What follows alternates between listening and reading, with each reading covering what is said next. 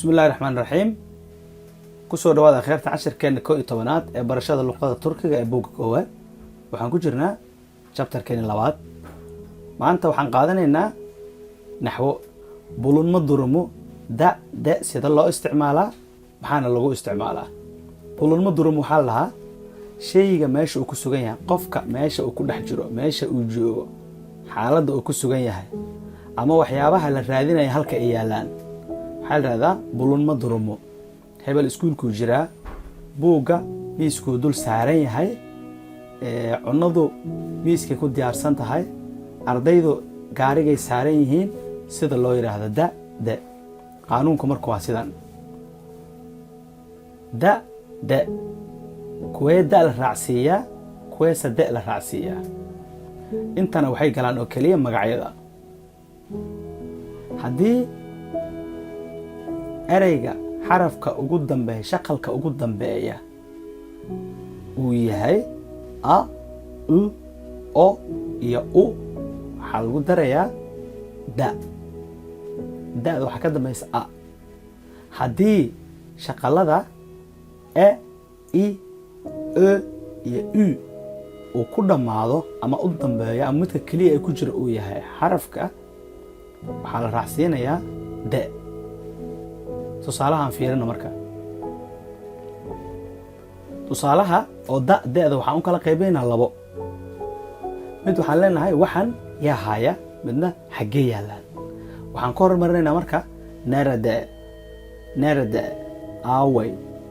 xagee yaalaan waxan fiiri marka doctorlar narada dhaqaatiirtu xagee jiraan doctorlar narada dhaqaatiirtu xagee jiraan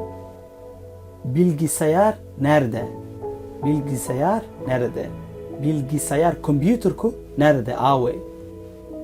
Osman ninka la hadana nerede awe jawaabaha fiiri marka da iyo da aan isticmaalayna doctorlar nerede dhaqaatiirtu awe su'aasha ahayd hastaanade hastaane waxa la yiraahdaa isbitaalka hastaanade isbitaalkay jiraan dhaqaatiirtu bilgisayar nerede computeradu aaway masada computerka aaway masada miisku dul saaran yahay da'da fiiri xarafka ugu dambeeya waa a da al raasiye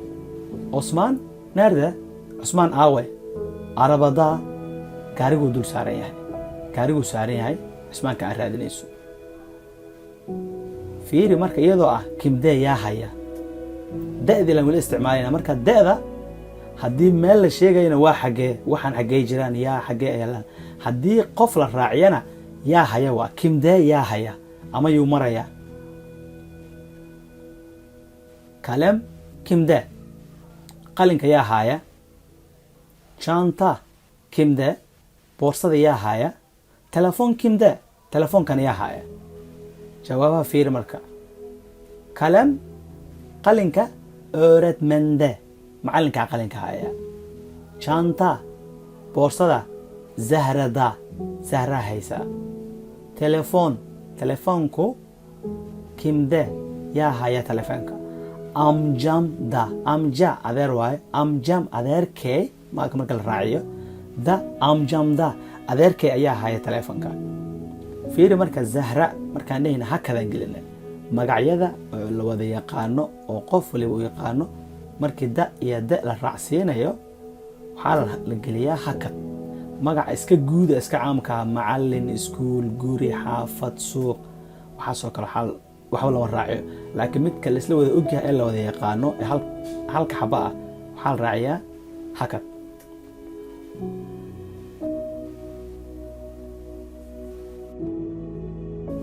fiira gaar ah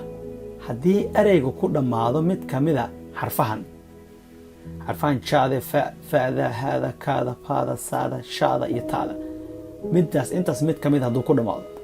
halkii aan isticmaali jirnay da waxaan ku bedelaynaa ta iyo te ayaa la isticmaalayaa haddii xarfahaasi uu ku dhamaado tusaalaha bal fiiri marka